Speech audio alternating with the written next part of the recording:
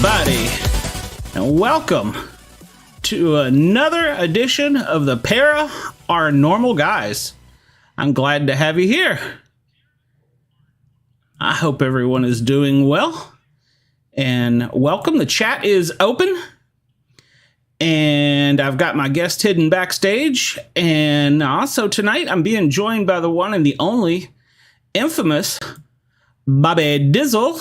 Welcome. Dizzle is in the house. Glad to have you here. Yeah.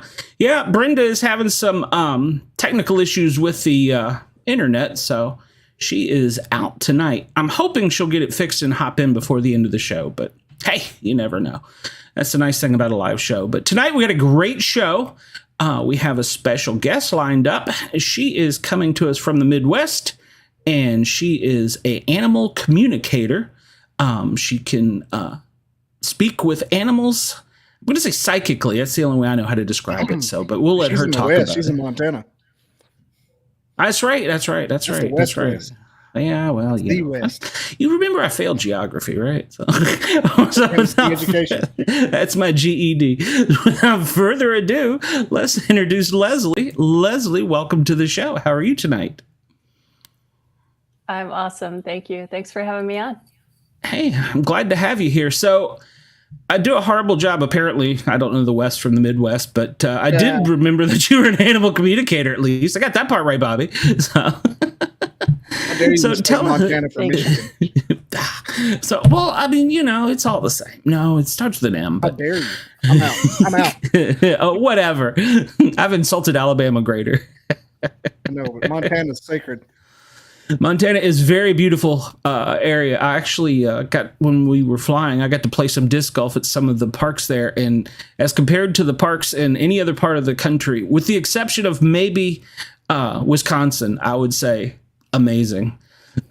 So I had a good time while I was out there. But enough about me. Tell us, my guests, about you, what you do, and that you're not a really creepy, weird paranormal person. I mean, you could be, but I don't think you are.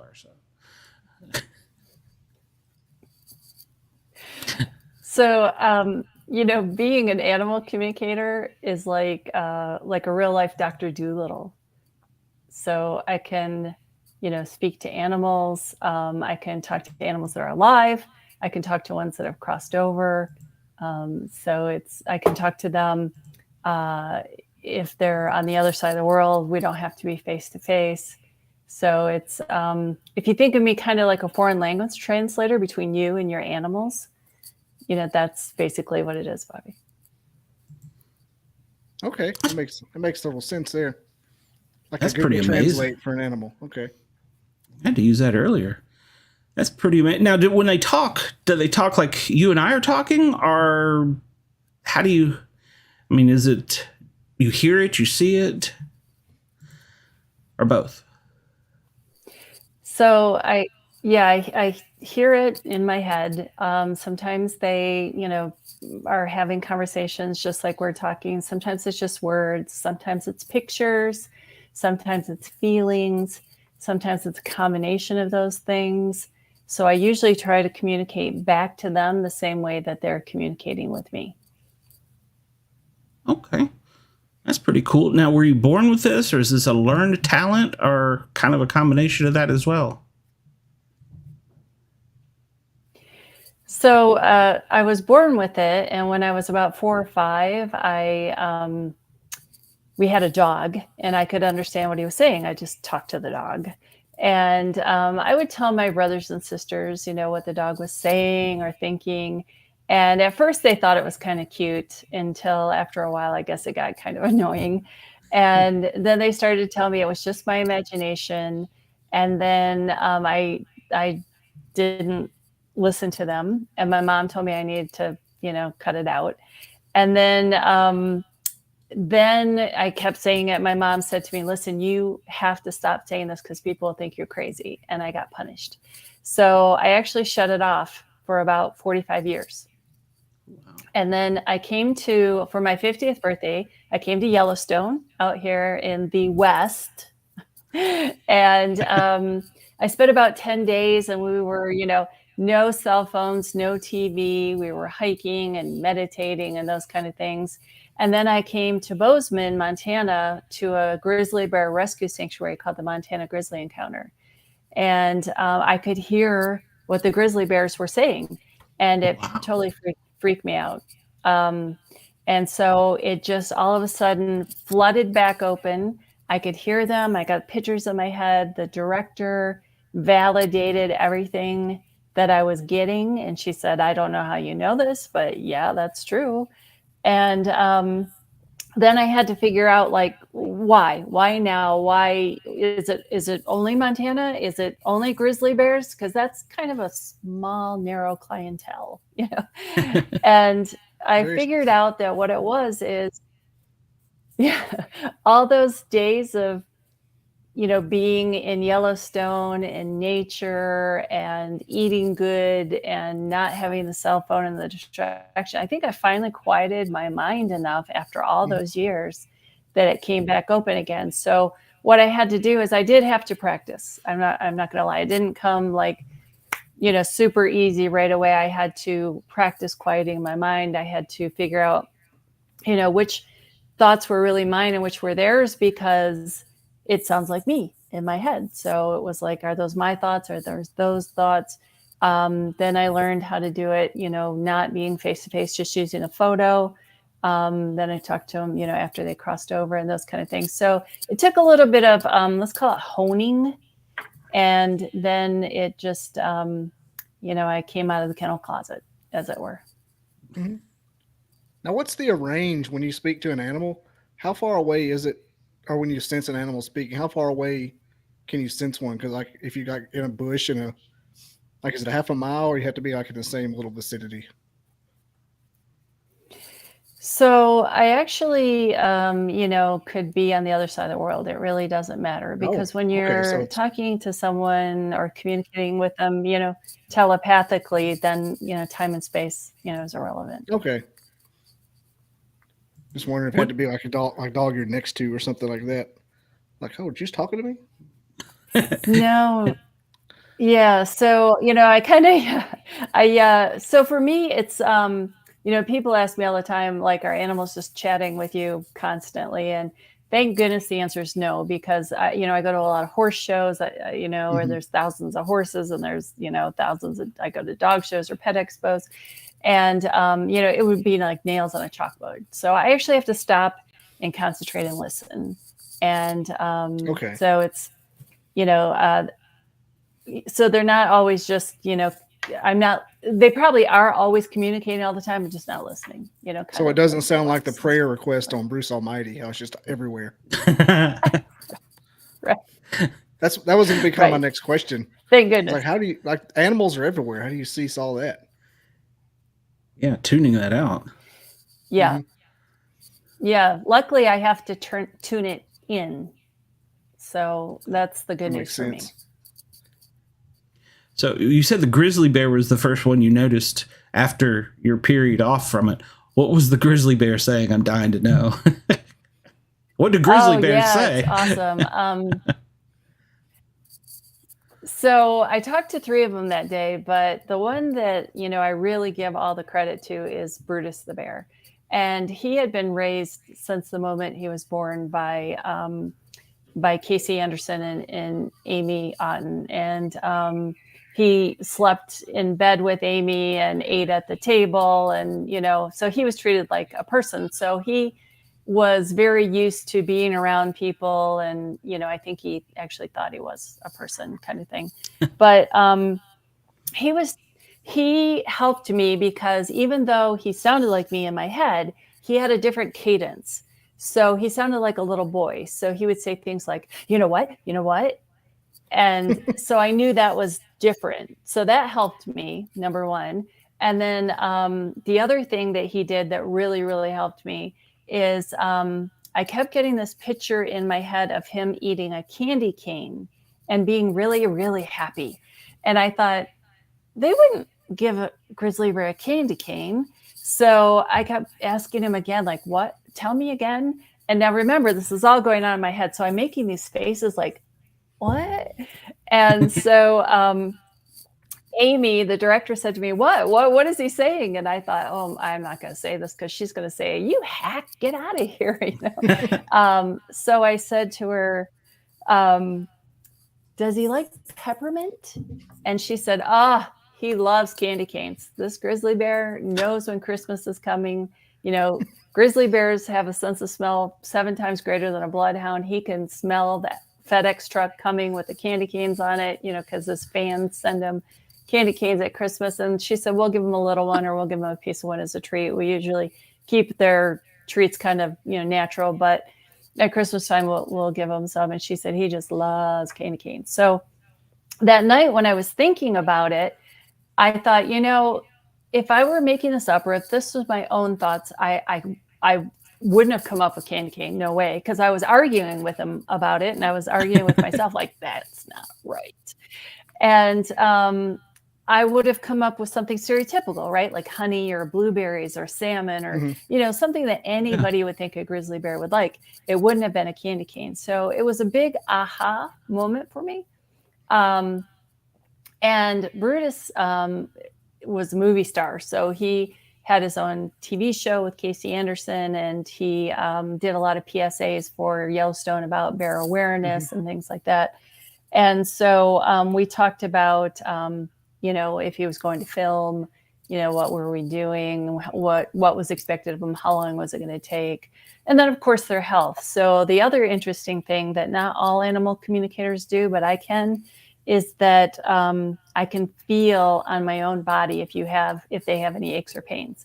So if I'm talking to them and I ask them, show me how you feel, and my elbow hurts right here, then I know that their elbow hurts right there, and I can tell you what it feels like and how long it's been like that and how much it hurts and those kind of things. So that's also something I get a lot of calls for. Are my pets, in pain? Are they sick? If their stomach's upset, then my stomach gets upset. So, I have to allow 15 minutes between each phone call so I can meditate and get rid of that. Otherwise, I'm like, at the end of the night, I'm like, oh my gosh, I'm not feeling so well. So does this mean you can't eat chocolate anymore? Okay. That was a stupid joke. I'm sorry. I don't mean to insult you. I couldn't risk it. So if you talk to the grizzly bears in the encounter there in Bozeman, have you ever talked to the ones in the park? Do they have the same kind of personality, or are they more gruff and wild? Yeah, so they're a little bit different, because like I said, Brutus had been raised, from birth. Yeah. And those bears there I call them gourmet bears. They are spoiled. They are spoiled. So they have different cares than bears in Yellowstone. So I will tell you that one time there was a kind of a famous bear there named Blaze. And she, there was an employee of Yellowstone that got killed. This was a few years ago. Got killed by a grizzly bear attack. And Blaze had cubs. She's a female, and they were going to put her down because this employee got killed. And the Grizzly Bear Rescue Sanctuary was working with Yellowstone to see if, how they could help. Was there any way that they could help? What could they do? And so I talked to Blaze and I said, did you kill this man? And the answer was no. No, she did not kill this man. She did. He did come between her and her cubs, and she did hurt him, but she did not kill him. But she said that a boar, a male, came up after, and he had been kind of stalking her and her cubs, and that male killed him and started to kind of eat him and dragged him away and half buried him. So turns out that they euthanized her anyway, which was very sad. And they took her cubs and put them somewhere else. Someone took them in a sanctuary or something. So completely different, worries and cares, right? Can I have a candy cane? And I didn't kill someone. But the conversation is, the same, or the technique is the same. It's just, kind of a whole different thing. Yeah, it is awful. It was very sad. Made me just tear up. Yeah, she gets a death sentence for nothing, and that's horrible. Yeah, well, with my uncle being a veterinarian, I always hated. I didn't want to be in the room whenever he had to do any of that, whether it was because they had to or it was just time or whatever. And I was like, I don't want to be a part of this. That was one thing I always tried to avoid. And I've tried to avoid, like we were talking backstage before the show, with the animals growing up and then with the kids and stuff too. But, that's a horrible thing. So, so you've never had one say he likes the taste of humans, they taste like chicken, or anything like that. So I'm gonna try and get us a little upbeat here. So, what's the most bizarre animal you've ever spoken to? Yeah. What's the most bizarre animal you've ever chatted with? Well, I have a few clients that have small zoos, so I've actually talked to quite a lot. I would say one that's just a little more different is Coatimundi, which is kind of like sort of a koala, kind of raccoon, kind of lemur sort of looking animal. They're actually kind of cute. And so sort of a funny story. I was in Canada at this zoo, and there was I was at the zoo all day talking to different animals, going from enclosure to enclosure, with the zookeepers, and talking and telling them things that they wanted to know. They had a whole list of questions for each animal, and I got this call on the radio that said, come to the vet office like now. And so I was like hoofing it across the zoo to get to this office, and they kept saying, hurry, hurry, hurry, hurry. And so I got there, and my husband had been calling me like all day, just because I was sort of MIA while I was busy talking to animals. And I got there to the vet office, and they said, look, that this Coatimundi is, we think it has like some sort of blockage in its urethra or something. We're not really sure. But it's like, its bladder could explode. This is like really life-threatening. The vet's here, but only has like this limited amount of time. We have to know, like, are we doing surgery? Are we not doing surgery? What are we doing? And right then, of course, my husband called for like the 6th time in a row, and I knew he'd be getting worried. So I answered the phone, and I said, I can't talk. And so we looked at it, and it actually, there was a blockage. There was a lot of pain. And so they ended up doing the surgery, and everything turned out okay. So I called him a little while later, and I said, geez, I am so sorry. I know I was kind of MIA all day, and I cut you off. And I said, that must have sounded weird. And he said, no, not from you. No, that's kind of normal. I'm talking to a monkey. Just a Tuesday. So, I've talked to elephants and, lions and tigers and bears and, panthers and, anything that you can mostly find in a zoo, giraffes and things like that, I've talked to. So it's pretty cool. My specialty is kind of bears, because that's sort of, where I started, but I talk to all animals. How about meerkats? How are their personality? They look kind of spastic.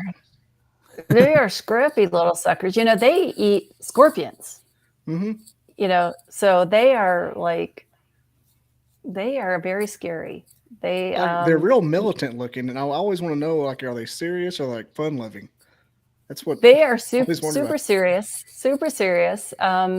It's kind of interesting. So like when they're so only the alpha male and the alpha female are allowed to mate, and then like all the other females kind of become the nannies or the aunties, and they help raise all the kits or the pups.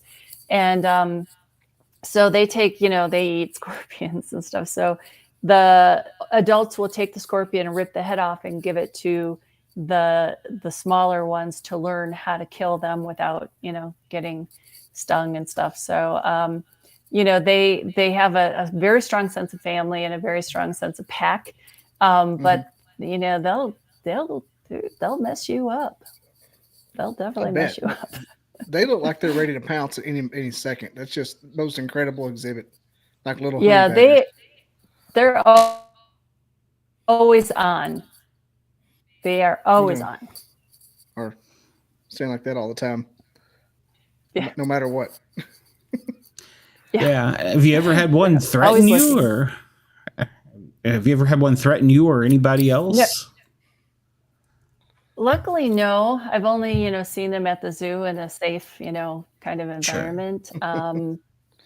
So the only thing I ever came across was I was at a zoo and I was walking around with a walkie, and they said, "There's a wildebeest loose. There is a wildebeest loose." And I walked around the corner and I found the wildebeest.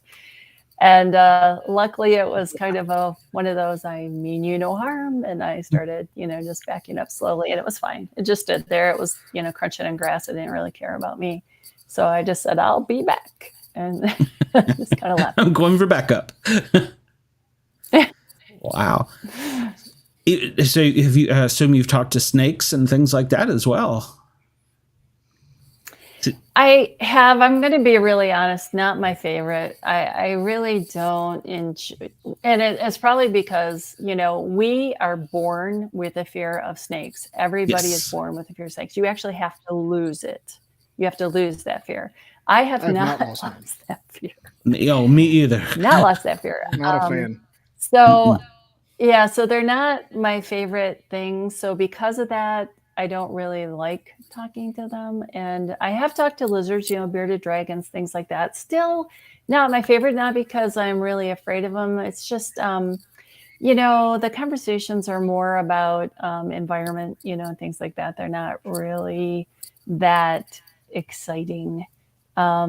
So I will, especially if they're not feeling well, or somebody has, I have a client that is like, they're not doing well, or can you ask them, what it is they need or something like that. I'm certainly willing to do it. But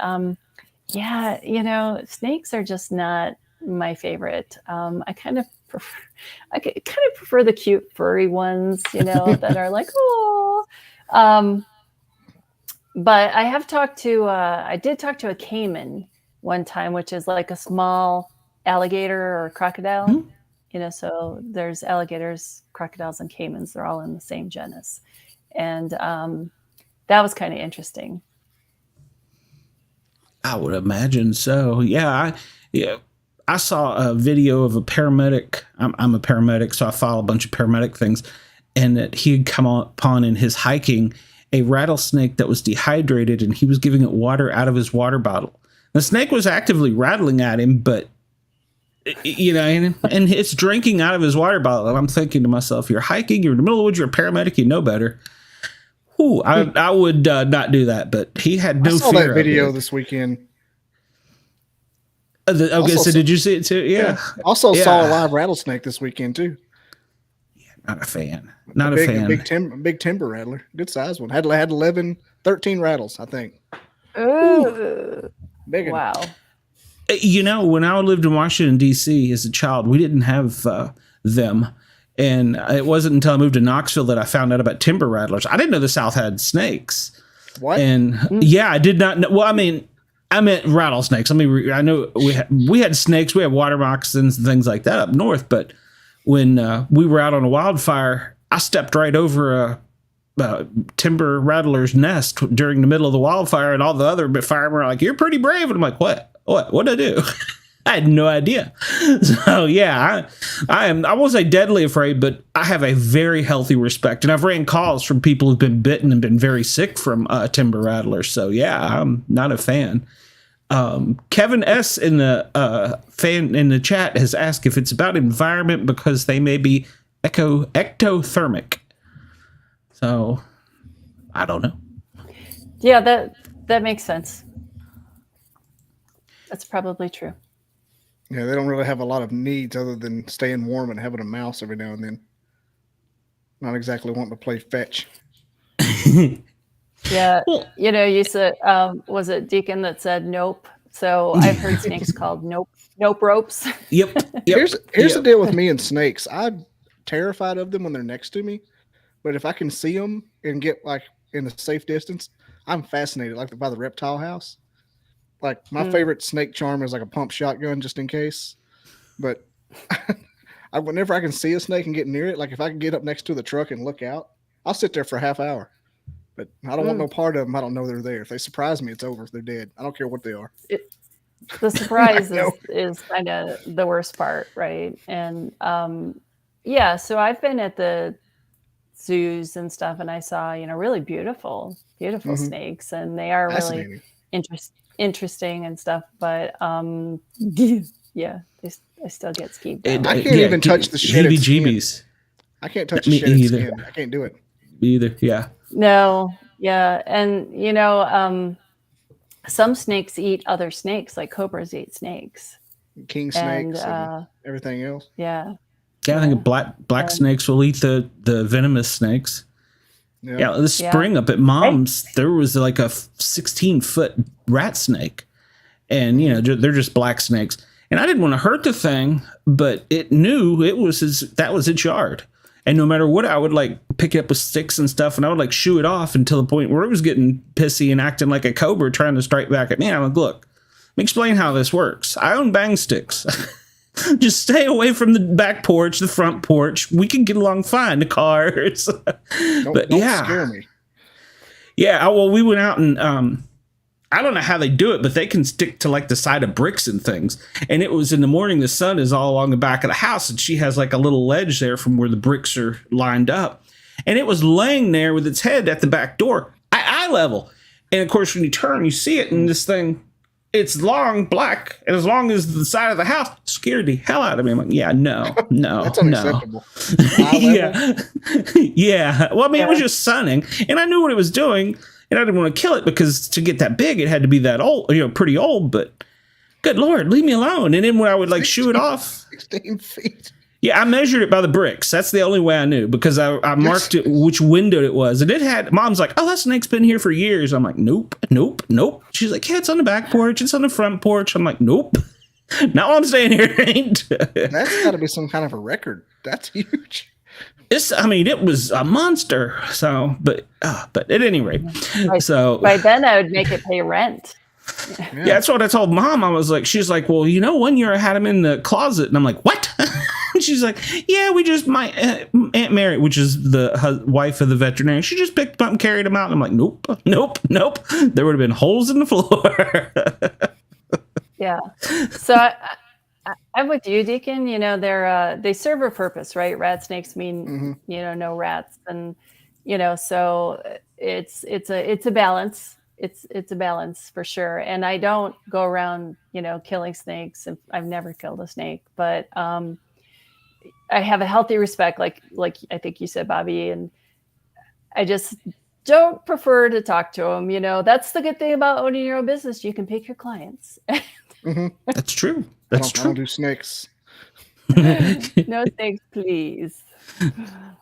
When I worked on the range on the military base, we'd have the ATVs out there and the Hummers, and you could get close to all kinds of giant snakes. You couldn't kill them. It's a military base.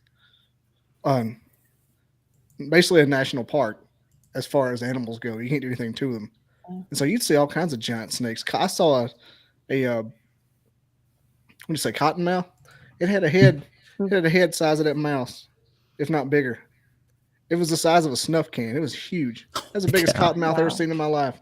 It looked like a kid's football. Good Lord. Crawling around. Well, I was kind of impressed that you said venomous snakes instead of poisonous, because a lot of people get that wrong. So that was pretty good. I pride myself in the use of venomous and poisonous theory and hypothesis. There's a difference. There you go. That's funny. I know the difference too. What kind of snake is that? Shoot it. It looks like a Pokemon. Shoot it. They have the vipers and the slant eyes. You can tell it's venomous. Yeah, I'm not a fan, but so growing up, the kids had all kinds of other things like hamsters and things like that. And so luckily none of them asked for any strange critters. So my cousin does have it's a white snake of some kind, and he thinks the thing is amazing. I'm like, no. Feeds it like frozen rats or something. I'm like, no. So I was lucky. Do you ever talk to fish? Like Aquaman? I know it's probably a stupid question. It's not a stupid question. I have not like Aquaman necessarily, Aquaman. but I have I have talked to fish. I talked to this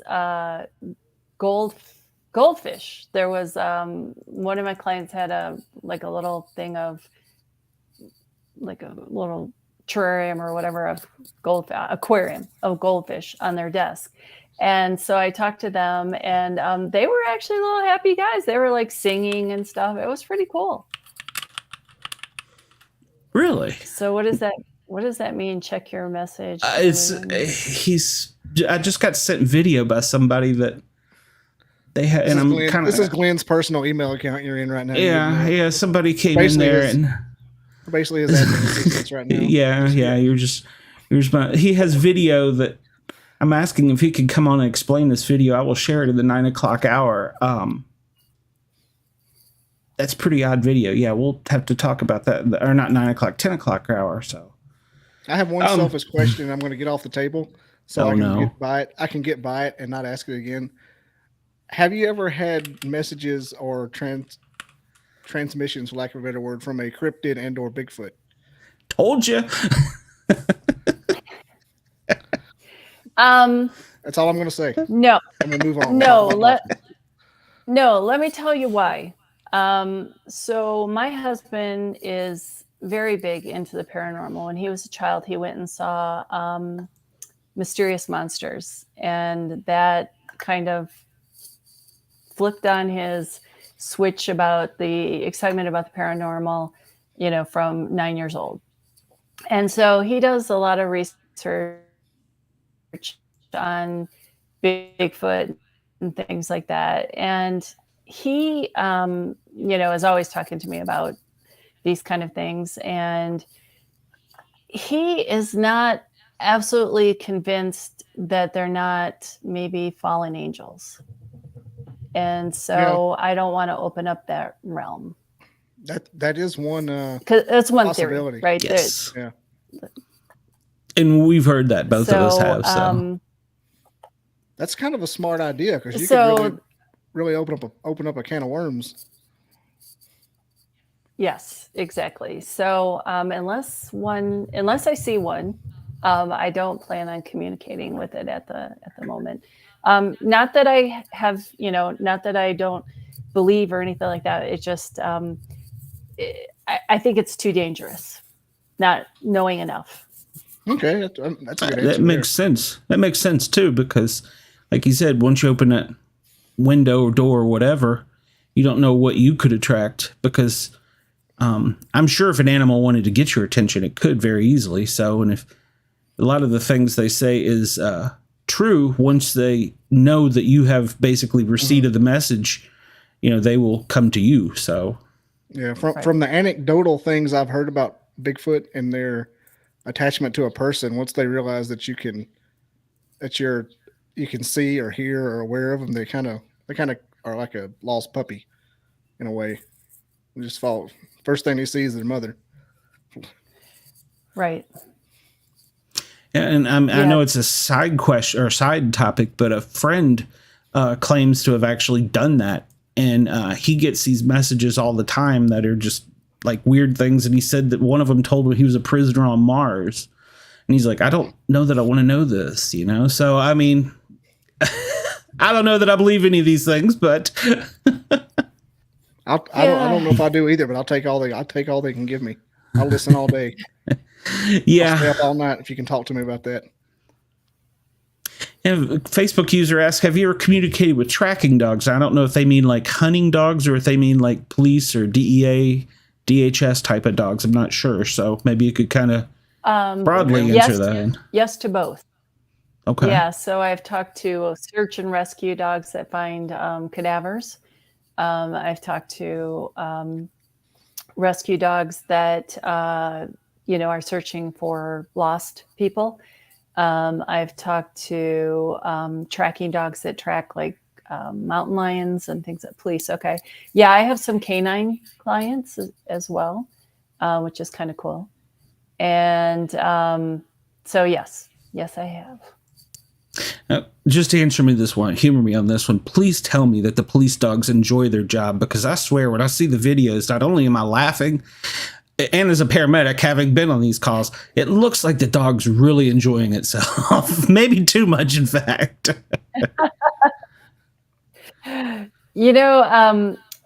Yes, usually all the ones I've talked to so far, yes. And I think it's because, they go through such vigorous training that they can flunk out if they're not that like specific mindset, Okay. And so they have to, they have to have a certain personality, just like you do if you're going to be a leader dog for the blind, or if you're going to be a service dog or emotional support dog or whatever, So yeah, I haven't, and they're treated, super well. Mm-hmm. So I haven't really come across any that had any complaints. Yeah, and one question I always had for that, whenever I would show up and there would be something that was out there, where they've been used, my thing is the dog's just kind of running loose. I was like, how does he know the difference between me and the bad guy? I never could figure that out. So luckily, I've never been bit. Bad boys, what you gonna do? If you don't hear the music, drug dogs know they're not. Yeah, there you go. Plus, if you ever watch Cops, it's always the guy that's not wearing a shirt. So as long as you're wearing a shirt and you're not playing the music, you're probably safe. That's true. And Deacon asked, do the search and rescue dogs get disappointed when they don't find a missing person? Some of those dogs are really, really diligent. Like bloodhounds will go until they pass out, so sometimes, they have to be switched out for other dogs. And I have talked to them and they're like, let me back in. Because they're on a track and that's their job, right? I mean, not even that we've given them the job, that's their, breeding and their, their ancestry. And so sometimes, they're like, let me back in there, coach. It's like, I can do it. But they'll get dehydrated, they'll pass out, they'll get sick. And so they kind of have, I just lost power or something. There we go. Oof, that was scary. It was a Bigfoot. We did it. We brought in the aliens. Wouldn't be the first time they ruined one of my podcasts. There you go. So they do it in this like staggered thing where they'll have, two dogs or two or three dogs, and then they'll take one out and let the other two, keep going because they still have the original scent and, that kind of thing. Ooh, Temple Grandin. She's amazing. I'm going to say I don't know what Temple Grandin is. So. Yeah, man. She is autistic, but really smart. And she learned to see the world in the eyes of a cow and stop. And she did like a thing. It stopped. I'm bringing the show to a complete halt here, but it stopped cattle. It stopped cattle from stopping and making like a bottleneck when they're trying to go through a chute. She'd get down. She's like a genius. Just like the Elon Musk of cattle. I swear to God. Look it up. She gave a TED talk. It's amazing. Wow. She's not a psychic or anything, but she got down and started crawling through the chute and could look up. She goes, they see that over there and think it's a person, so they stop. And so they put these things like a blinder on the chute and they just go straight through. Excellent TED talk if you don't see it. Temple Grandin. That's amazing. So, no, I haven't. I'll have to look that up. There's a whole movie about her. Cows are super amazing. I love cows. They're like big dogs. They are they're funny. They have a great sense of humor. They're very loving. There's an animal sanctuary I work with in Michigan. It's called PEAS, PEAS. It stands for Pan Equus Animal Sanctuary. And they usually they started off with horses, and then they kind of end up taking cows and goats and sheep and all kinds of things. But anyway, there's this big, huge cow there named Barney. And Barney loves to lick people. And so he came up behind me and he licked my hair and basically almost like pulled it out of my head because their tongue is so like coarse and everything. But he kept like nudging me. And then he has a buddy named Henu who came and was pushing me along with his head because they wanted to play. They just wanted to play. And so, they're just like, it was just like a big giant dog, but they're hilarious. And, so probably one of the reasons why I'm a vegetarian, well, it is the reason I'm a vegetarian, is because I can't talk to these beautiful souls and then eat them. I was wondering. I'm afraid that, I'm afraid that they'll look up and say, "Why, Leslie? Why?" How's your delicious, Frank? Yeah. You're delicious. Yeah. Had to give it up. So. And my uncle was a veterinarian, and we had cows all the time that were people couldn't pay their bill or whatever, and they'd be like, "All right, we'll give you a calf." Or, we had a whole farm of everything. And there was a couple of them that he raised that, from like bottle up. And one or two of them would just like, if the door was left open when I was a kid, I didn't know we'd leave a door open. Cow would just come right in and be like, "Hey, what's going on in here?" They were like big dogs. And then, he's like, "Yeah, don't get too attached to that. You're going to be having it next summer." So, yeah, I can understand that. Yeah, I can understand that. And one other thing he taught me, and I always thought it was true, and then when I studied anatomy and physiology, I kind of started questioning it, is he said all animals, he was a professor at the University of Tennessee, all animals have the instinct ability to communicate with each other, and at that time they weren't clear on if they could communicate with, like, bees could talk to bears and such. I think now we've pretty much said that they can in a way, but he said one thing to realize is even though they have a tiny little brain, an insect or a Chihuahua dog, and you got a Saint Bernard, he said it's always the same. They always have the same stuff that we do and the same personality. They all have a personality. They all have a persona, and not only do they have a task in their life, they also have a purpose. And that was one thing he always instilled in me. And I was wondered, so when you talk from one animal to another and like, we'll just say maybe a small animal to a large animal, do you notice any difference in any, maybe, I don't want to call it IQ, but communication form or intellect? No, I'll be honest, there are some like dogs that are like uber smart, and there are some that are just like, "Hey, how are you?" And I'm sure that's the same in like, all realms, but they all have, a higher capacity, and they're all able to communicate with me. Like I said, Brutus kind of sounded like a little boy, but I think that's like part of his personality. He was just like this very happy, playful, grizzly bears tend to be kind of goofballs in a way, and, so I think a lot of times the way they talk to me is showing me their persona. But, I would say there are some animals, like I talked to some elephants, and they were like very evolved and they talk very high level, where cats are like, I hate you. No. Ooh, shiny. I'll be right back. They're more, it just, like I said, it depends on your needs. Everybody has different needs, so they communicate about different things. The elephant didn't need to know, what was for dinner, that kind of thing. But elephants are super amazing. They,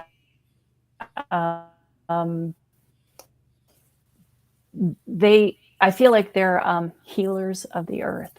I feel like when they walk, they're healing the earth as they walk, because they have to walk like 25 miles a day or they get sores. It's kind of the opposite of us. If we walk 25 miles a day, we would get sores. If they don't walk, they get sores. And so they're just like really beautiful creatures. And there was this story, you probably saw it on the internet, where there was this man who millions of acres, or I mean, it's like a huge sanctuary, and he rescued a bunch of them and helped them, get into this sanctuary so they'd be safe. And when he was laying dying, like all of these animals, all of these elephants from all these different packs came from different areas of the sanctuary and came and stood outside his door. Like they knew, first of all, that he was dying. And second of all, they knew, where to go, and they came to, like kind of express their sorrow. So, they're just super amazing. And there was another story about, unlikely friends, and this elephant and this dog somehow became friends, and the dog got sick and was in the animal hospital, and the elephant stood outside the animal hospital for days until the dog, came out. So just really loyal, beautiful creatures. And, I used to write an article for a magazine, and it was all about my life as an animal communicator and different animals and things like that. And I wrote one of the articles, like I'm really most proud of, is about elephants. And lately I did that for like 5.5 years. And then they've been just sitting there on my computer, like gathering dust. And so recently I said, I gotta do something with these. I can't just let them sit here. So I started a podcast. And so each episode of the podcast is a different article that I wrote about different animals. And so, I think I need to dust off the one about the elephants since we're talking about it. We've been, I bet that is interesting. Now it's on the forefront. Yeah. What's it the is. podcast It's called? it's called I Speak to Animals. Okay. To the point. And they're easy. They're 15 minutes or less, and you can listen to them in any order. Just listen to the trailer first, which is less than 5 minutes. So you can listen to it when you're taking a shower, or getting ready for work, or going to the grocery store. Well, that's cool. Well, I think you get 2 subscribers already. So, because I love to listen to They're other not people's cool stuff. and hip and trendy, like that's awesome. Yeah, I appreciate it. So I think I need to bring out the one about the elephants. It's actually, kind of a sad story in a way. It's about how 96 elephants a day get killed in Africa. So 96? That's How are there a that lot. many So elephants? 96. Yeah, that's what I was Crazy. thinking too. Yeah. It's crazy. Well, they're already endangered, I believe. So. Yeah, and that's just in Africa. Their elephants are elsewhere as well. Who knows how many are getting killed there? True. Yeah, and I think they're probably, one of the animals that is closest to the beginning of time, so that we can relate to. So, yeah, and I wonder too, and you might know the answer to this: do they pass knowledge from and besides for just typical like how to feed yourself, how to clean yourself, do they pass like a history like we do to their youth? Any animal? They do. And who else does? You're going to laugh. Is yes, they do kill them for profit. They kill them for their tusks. So what they've been doing proactively is cutting off their tusks or dyeing them pink so that they're worthless.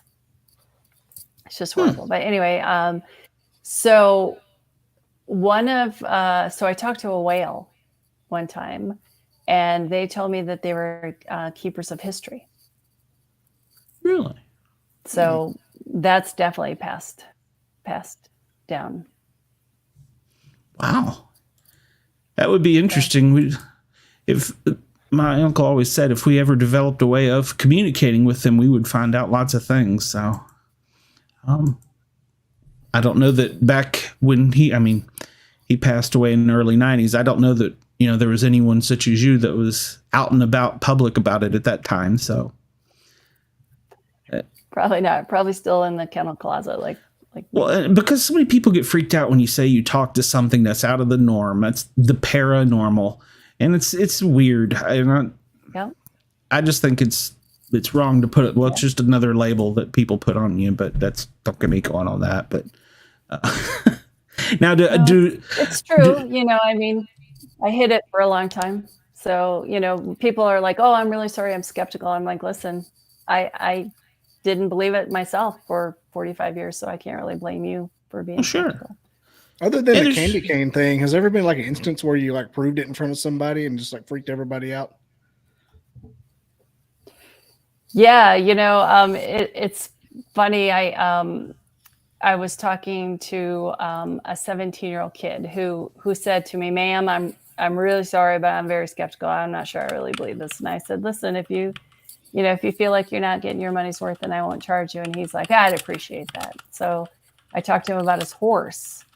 And I said to him, "Your horse wants to tell you that you've grown 1.5 feet in the last 9 months, and that you need to not just adjust your stirrups, you need to adjust how you sit in the saddle and where your center of gravity is and all that kind of stuff." And he went, "I believe you." So those are always the fun ones. When I go to shows and stuff, I have an assistant, Jen, and she always says, "We love skeptics. We flip them." So that's great. Well, it's okay to be skeptical, I guess. Just don't be rude. I think that's it is. Exactly. Just just be open and just be honest. That's all I ask. Yeah, I mean, and that was kind of the basis of this show. Is one of us believed in the para and the other one believed in the normal, so we'd argue with each other during the guest. But we've branched out and have everything from rock stars to wrestlers to authors to we have everything on here. So and that's, don't forget the hooker. We had the hooker on there one time. Yes, okay, she wasn't technically a hooker; she was a sex Don't leave worker. that out. There are people too. There are people too. So we have an open mic for anyone that has a voice and has a story that we can put out. So it was a great story. So okay, controversy time. Oh, can plants at all communicate with us? Ooh, good question. Yep. So technically, I am a interspecies communicator, which means that I can communicate with other species such as plants and things like that. I mean, they're living beings, right? But I'm going to tell you, it's really not my. She was legal. It's really not my forte. But I did have a tree in my yard that was not doing really well. It had, got root bound or something, and they wanted me to cut it down. It was too close to the house, and so I'm not gonna lie, I went out and hugged it and talked to it, and I said, "I'm so sorry. I'm so sorry that that I have to take you down, but I think that I don't want to see you slowly die." And so I guess for my own sense of being, I had to do that. I mean, they have voices like animals, or just like a feeling? From them, it was more of a feeling, like it was okay. And I'm sure they do have voices. It's just something I haven't practiced or really gotten good at. I've just more with animals. But I figured I have some I kind feel of like going on. Yeah, I mean, it's all a vibrational, kind of thing, right? I mean, yeah. And if you think about it, not that I've tried this, but rocks and stones and crystals and things like that, all have vibrations and energy. Mm-hmm. And, if you remember, in the old days, they used to have watches that would say 17 joule, right? Because they would put sapphires and diamonds and stuff in the watch, and that would make it run. It ran on the energy of the stones, which is, so we have like liquid crystal, monitors and things like that. So, and there are ways to test, vibrational levels of people and things, and they've tested, different things, and they show different vibrational levels and stuff like that. So I'm sure some people can. I'm not one of them yet, I guess. Never say never, right? Oh, I think you have enough to tune out. Yeah, that's somebody else's job at this point. Mm-hmm. Yeah, exactly. If the broccoli is uncomfortable, I thought it was somebody else's problem. Yeah, because I don't want to talk to them, because then what am I going to eat? Yeah, I'm down to like almost nothing now. So I was hoping you'd say they were very sensitive. I was going to tell my vegan cousin that what now? Now what are you going to eat? Now who's exploiting something? Yep. Oh my gosh, soy boy. There you go. So when you're out in the forest, and I know you say you tune it out, but can you tune it in and hear what they're saying amongst each other? Kind of like if you were in a subway or something? I haven't done that. I really am just like sending them things and getting things back. So they kind of have to send it to me. So I don't really overhear what they're saying. It's really just sort of a one-on-one, communication. Okay. I have so it's had, not like a chatter, people say to me all the time, do you do this with people? Right. And so, they say, do you do this with people? And I'm like, well, no, I don't need to, because I can, usually talk to people. I have made a couple of exceptions. I talked to someone who was elderly, Alzheimer patient, nonverbal, and talked to them. That was actually really super helpful. And a baby, a newborn baby who couldn't, speak, and that worked, but that's not my usual thing. And I don't like to talk to dead people. But I have had animals say, Uncle Herb said, something, and I'm like, oh, Bobby, your Uncle Herb, your dog is saying that Uncle Herb said something. So I'll pass messages along. I just don't like to talk to them directly. And that's just a personal preference thing. There's other people that excel at that. I'll stay in my lane. My lane is animals. I'll talk to animals. If you want someone to talk to a dead person, I got a name for you. So cool. Got a POC. So a Facebook user asked if the bees mind if we eat their honey. They're not super thrilled with that, I got to be honest. It's kind of like stealing their stash. Okay. Because it also most of the time it also disturbs their home. So there are very I don't want to be too generic. There are very sensitive beekeepers that take the honey in a very humane way, but most of the time it does disturb the hive, or it does disturb the comb, which is like coming in and knocking down your walls in your house. So they're not super thrilled about that. No. Yeah. There's no easy way to do that. Mm-mm. At my wife's work, they have established a bee colony to help in Atlanta. It's a big issue. And they've had a problem here lately with they've come in, there's just been mass bee deaths, and they can't figure out why. And so they started researching this. Some of her coworkers did. And apparently that's been a common thing around the world here in the past few weeks, is there's just been mass bee deaths. Any idea or input? I mean, since we're on bees here. I haven't talked to them directly because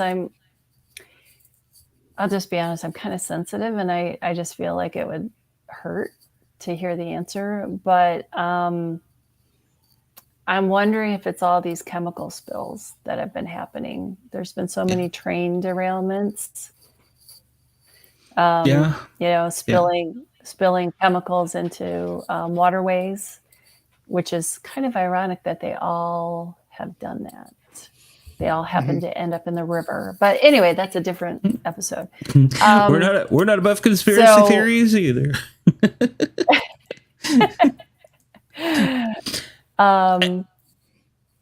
Yeah. So I'm with you. It's probably a situation with the environment. So, and even with whatever is burning in Canada that's floating our way, or whatever may not be burning and then's in the air. So, yeah. And somebody asks, have you ever had communications with ET? Ooh, good question. not that I know of, not purposely. If you, I guess we could do a whole episode on, conspiracy theories, but, if you believe that there's, reptile people and fallen angels and Nephilim and, all that walking around looking like disguised as us, Ooh, yeah. then I guess it's possible, but not intentionally. Yeah. Because again, I'm not really sure what that would open, Yeah. So. Yeah, and if that you brought that up, and you think about that, but there's people that do claim that there are reptilian beings that mask or camouflage themselves as humans. Mm-hmm. That would be really weird to open that door and then be like, okay, so she knows us now, it's okay, and just relax their walls around you, so or skin, I guess, around you. It would be really weird. So, oh man, it'd be like that movie. That would be weird, and knowing, and how much I love reptiles. Me too. Where you like, reincarnation on that note? How do I believe in it with animals? Or where are you at? Do you believe in it or at all, or where you? So animals have told me that that they can come back in another body.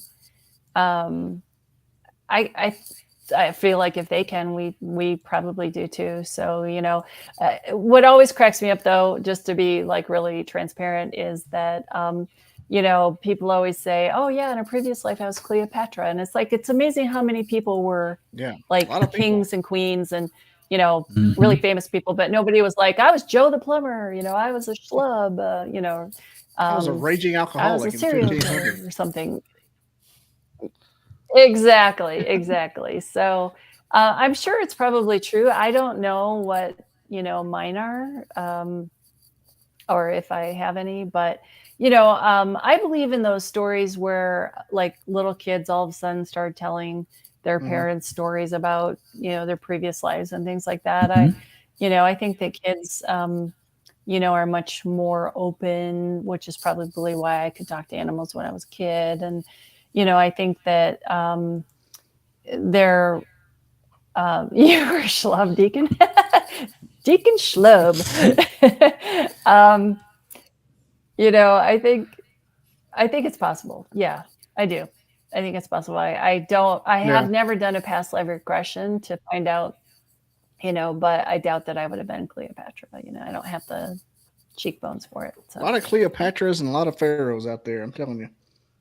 Yeah, kings and queens. Is it the soul being that is that the soul that's being passed, and can that soul pass from animal to humans? Oh, good question. That's deep. That is a good question. So yes, it is the soul that's being passed, and I've had like rare instance where an animal told me that it used to be a person. It was a dog, and they said that this person just had like a really kind of tough life where they were always on their own and no one ever took care of them, and they were always taking care of everybody else, and they wanted the opposite. They wanted to be taken care of and have a kind of a carefree life. I have talked to a dog that said it was a horse at one time in one of its lives. But a lot of times what they tell me is that they don't always want to come back into a physical body, at least not right away, because, anything could happen. Like, I know everybody says, oh, come back and come to me. Well, they'll tell me, well, what if someone else comes and picks me up before you get there? Or what if I get pneumonia and die? It's like, it's not set in stone that just because I get into a body and, be born again, that we're going to be together. I mean, fate a lot of times does bring that together, and they say that there's soul contracts and things like that I don't really quite understand. But it's risky. It's risky. Let's just put it that way. It's, definitely risky. But, I feel like there are people that you meet that you're like, oh yeah, I knew we were going to be friends. You're just like friends right away, or you really care about them right away. And, they say, again, we can have another whole episode about this, but they say that, you have these soul contracts, and it's, you basically travel life after life after life with the same people, just in different roles. So one time I'd be the mother, you'd be the son. The next time I'd be the son, you'd be the father. Next time we'd be, siblings or something. So it, changes up. So I don't know if that's true or not. But there's a couple of books about it. So I don't know. True. No audio, Bobby. Broke your audio. The kid was screaming. I'm sorry. I said there's a couple books about it. Dog's Life and What Dreams May Come. That always make me sad. Yeah, I tried to watch a couple of those movies on an airplane and turned it off in the first 10 seconds. I'm like, no, I don't want to cry on a plane. I don't like sad movies. And you know how they say, I'm okay unless a dog dies in a movie or something. That's me. I'm like, yeah, me too. You ever seen the movie The Cellar from back in the 80s or 90s? Cellar, no. Yeah, it's a horror movie about they dug this cellar and it had like a demon in it. And I remember at one point it killed like a whole litter of puppies. And I remember crying like crazy about it. I was little. I'm like, why would you kill a puppy? It ate all the puppies. Really. See why this made you the way it was, Bobby. If the soul moves, is that the consciousness? Yes, I believe so. I believe it's kind of the chi, or in Japanese it'd be the ki, that moves, and it is the consciousness and the energy that goes with it, because energy, physics prove that energy cannot dissipate. It can only change forms, which is why I believe we live on. And do I believe in remote viewing? Yes, absolutely, I do. The reason I say that is because when I ask an animal to show me how it's feeling, I feel like I'm kind of in the animal's body, and that's why I can feel, I sort of step into their body, and that's why I can feel the pain, and, I get sick or whatever they're feeling. And then as well, sometimes if I'm checking their sight, I'll say, show me what you see. And, I can see that if it's this eye's really blurry, or this eye, I can't see at all, or I've lost my peripheral vision, or, and I do the same with their hearing, yeah, they can hear fine, or no, this ear sounds like this, or, whatever it might be. So I believe that's kind of all remote viewing. I wish, and I probably could, I just need to actually try this. I think I need to expand it to help find lost animals and things like that, where I could, see what they see. A lot of times I can ask them what they see, but they'll say, oh, I see trees and I see some grass, and I see, and it's like, that's not helpful, So I missed that question. I'm sorry. It was Deacon saying that she, hold on, push a button here. She said that she believes that because she felt like her daughter, she'd been waiting for her daughter to arrive back into her life. Like she was longing for a spirit. Interesting. And then Todd says the soul has weight. Bodies weigh less after death and the soul leaves. That is true. Wow. There is a, wasn't that debunked? Well, they taught it. Well, of course, I went to paramedic school in 1985. So, I mean, they taught it to us then. Oh, so. I thought you were going to say Uruguay or something. No. It was paramedic school. It was just Georgia. It was close enough. I don't think that actually happened. I know what he's talking about. I'd like to say it happened, but I don't think it actually did. They taught it in our A&P class. I don't, but I never followed up with it. It was the preamble for a Dan Brown book. That's true. So Yeah, that is true. Angels and Demons. I can't remember which one. Digital Fortress. Yeah, it was. That was a yeah. preamble for a Dan Brown book. Yeah, you're right. Let's see here. So, is that like familiar? And do you think people like you inspired that fantasy trope? I don't know what they mean by that. I'll have to clarify that question. So, yeah, please do, because I'm kind of not. I'm sorry, familiar? I'm not understanding what they. Yeah, I'm not sure. We haven't been getting a lot of Facebook comments until recently, and sometimes I do come in jarbled up. So, I don't know. Obviously, someone is way smarter than I am. So, can you dumb it down, and I'll try and answer. Hey, you get 2 master's degrees, I believe, don't you? So. I'll look it up. Okay, I'll let Bobby's. Apparently, I need a third. Well, my GED didn't work either, so it's okay. Somewhere in between, Bobby's got us. I know you don't have a lot of time left. I was going to ask you. I sent you some information about my pack here, my wolf pack. Anything interesting, or? She's breaking out a thesaurus here. No, I'm bringing up the pictures that you sent me. Gotcha. Just for complete transparency. So you sent me a picture of your cat Squatch, and just so everyone knows, what you sent me was I asked for their name, how old they are, and how long you've had them, and that's all I asked, right? And so, you sent me a picture of your dog Ginger, who's backwards. My hellhound, yes. And your hellhound. So Ginger says that she is very, very smart, but she says that it does not shine through a lot of times because she has a stubborn streak. And she says that she also, it has a very strong work ethic. And if she doesn't get to do her job, then she gets very anxietous and it gets even more, I guess a little more, I'm trying to think of the word she's trying to use. Unhelpful.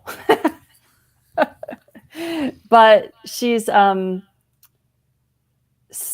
super smart, like she said. And but here's the thing, which I didn't expect, is she thinks she has a very funny sense of humor.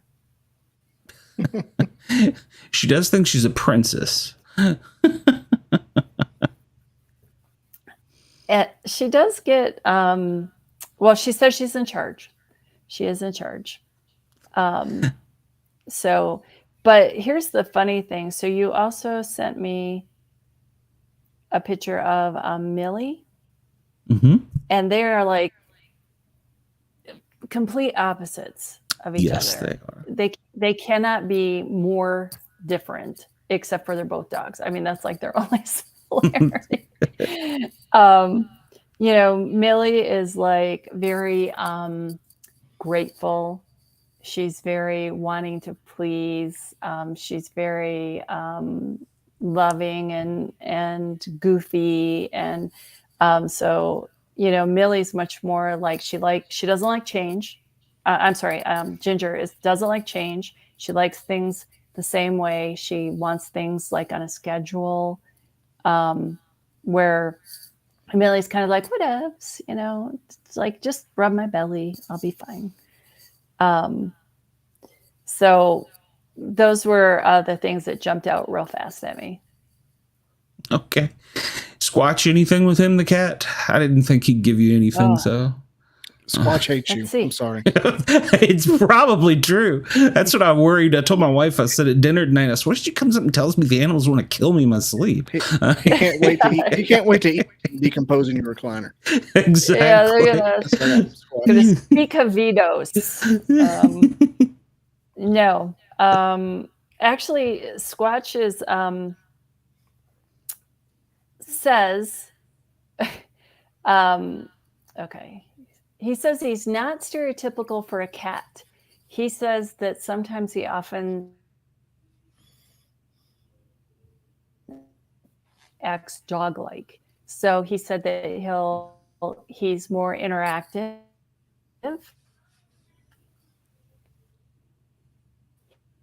He says that he's cuddly or will come if you call. He follows you around. So would you say that he acts more, kind of dog traits? Yeah, he's poly. Oh crap! I done forgot polydactyl. Yeah, and he definitely he knows he's in charge of the house. So yeah, that's pretty. That's accurate. It's a Hemingway cat, and they got more toes. 6-footed cats. Yeah, he's cats. Okay. Yeah, that's how I got it. That's why I call him Squatch, because he's got actually 22 toes. So oh, geez. he's a monster. He is a monster. He would eat you alive. If he got on you, he would. So with his claws, at least. I mean, in there, he keeps them sharp. So, but that's cool. Order a Hemingway cat? How do you get a cat like that? He was. I don't say he was a rescue, but we got him from. We pulled him off the streets of Tennessee. It's a funny story about the polydactyl cats. The first one I had was Clausy, and he came up with the kids, and he was here all throughout their life, and he was a great cat, and it was just had a loving personality and everything. I mean, he was like the super one. Well, the way I got him when I started in as a paramedic, there was a house across the street that was abandoned, and we would often leave out food for the cats because there was plenty of cats over there. We came back from a call one night, and there was a kitten laying in the road that had been squished, and its partner, the other kitten, was out there trying to get it to wake up, and I could tell what it was doing. And so I was like, well, we got to get this other cat out of the road. And I brought it in the station, and we kept it at the station. And so long story short, I took it home with me, and that was Clausy. It was my first Hemingway cat. And after that, I said, well, they have such personality because they think and you may have ran into this before, they think that they're not invincible, but they think that they're bigger and badder. The cats already have an attitude, but they think they're bigger and badder because they got the extra toes. But Clausy was a big old huggy bear. But so I said, well, I know where there's a community of them in Tennessee if there's any more that are wandering the streets. So I made a few phone calls in Tennessee, and somebody called me and said, hey, ironically, there's like one we've got to get rid of, and where it's going to go to the pound if you don't take it. And so I'm calling my mom in Knoxville. I'm like, Mom, go get that cat. And so that's how we got Squatch. So long story short, not that anybody cared, but I have a soft spot for animals, and I guess it's because of my uncle and, always being around them. Because, I mean, growing up, we had raccoons, possums, owls, all kinds of feathered creatures. And I to this day believe that he probably, Bobby, you'll have to correct me on this, but what is it? Habitated, what he fed the Bigfoots. I really believe that because of some of the things I've learned later in life. So, wow. So I have a really soft spot for animal here. Bobby, did I miss any questions while she was giving me anything here in the chat? Not really. I was basically roasting you in the comments. So it's a, oh, so was you? Okay. All right. I'm over here talking to everybody. And I did want to ask if you could find out one thing from Millie for me. And this is totally off topic. She is a rescue, and we think that she may have been a bait dog. We're not sure because she came from a really bad neighborhood, and she is scared of everything. The fan scares her. A bowl on the floor that's unfamiliar. Is there anything we can do to make her not so scared, or anything that she isn't scared of? She says, well, it's kind of, she said, I'm jumpy anyway, she said, I'm kind of flinchy. So she says that it's kind of hard. I was wondering if maybe like CBD oil might help, because that kind of takes the edge off and it's natural. And you can, but for like anxiety and things, you have to give it to them, every day. So it sort of builds up in their system. but she said, it's all so knee jerk. And she says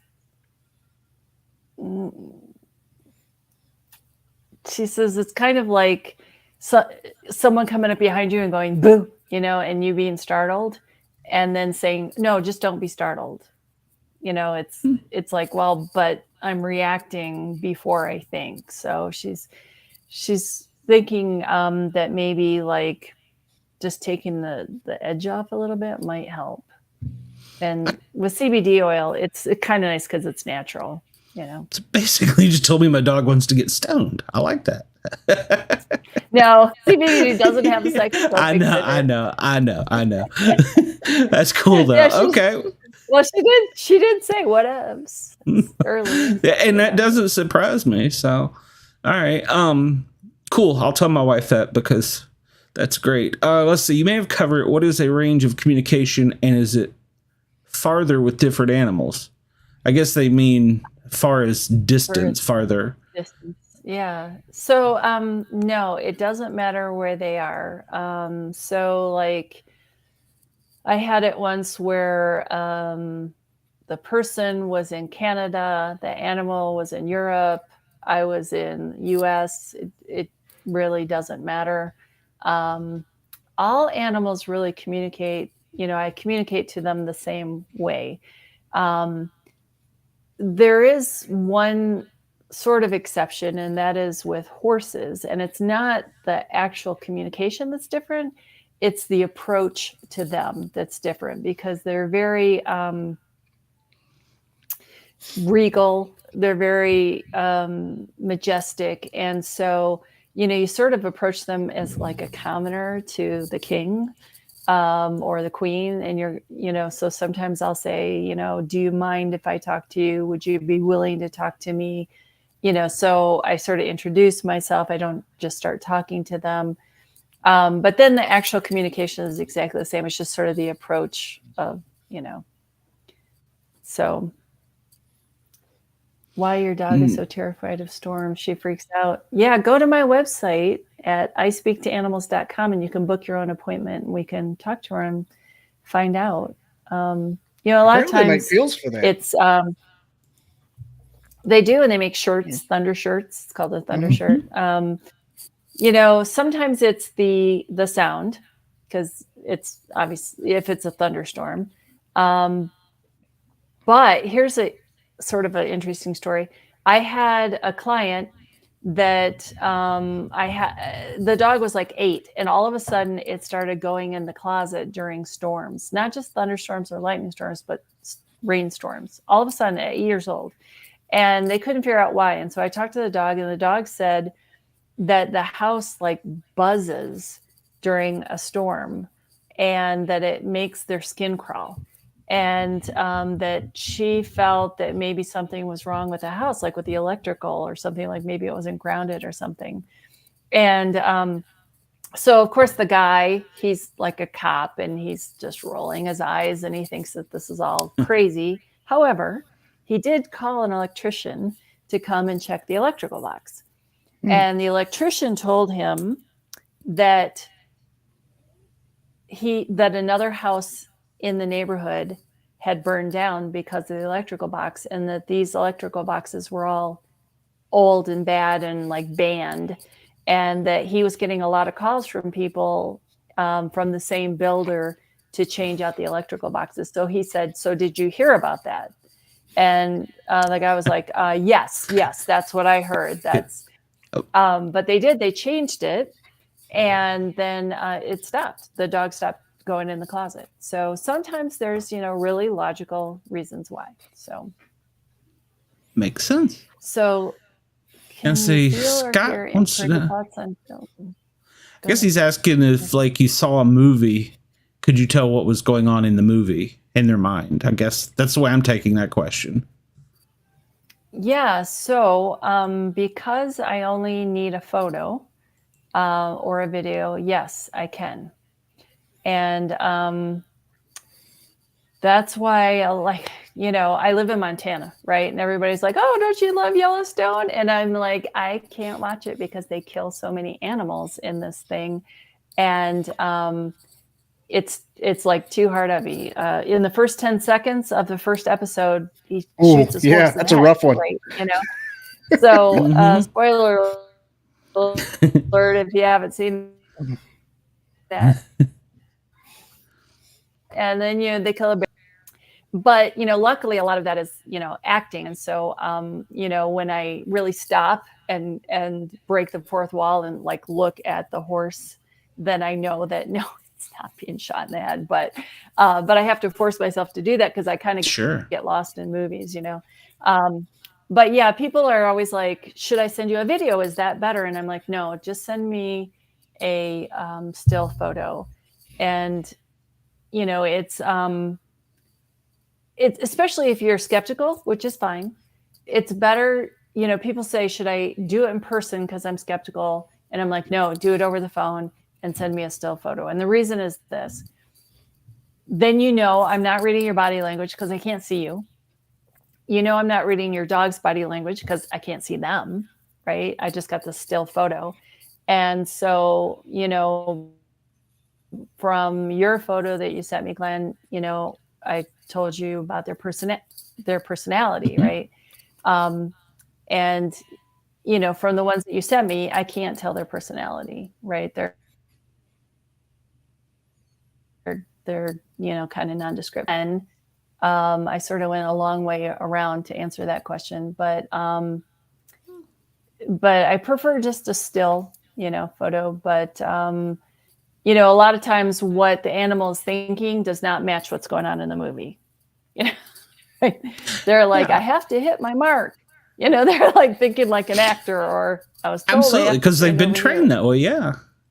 Have you ever worked with any we'll just call them celebrities or celebrity animals? You don't know names if you don't want to. I mean, yeah, no, let me name drop. Actually, I do. I have a lot of famous clients. They just all happen to be animals. So my most current celebrity is Mage, the racehorse that just won the Kentucky Derby. Mage is my client. And then I have a lot of clients that are movie stars. So a black bear named Bonkers, who was in a lot of movies, including Brokeback Mountain. So you probably saw that one.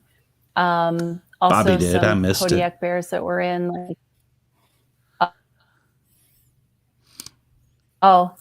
Anchorman, the Ron Burgundy, a lot of Super Bowl commercials. There's one that's really cool where he goes into a store and just wrecks the store and then takes the Chobani yogurt and puts it on the counter.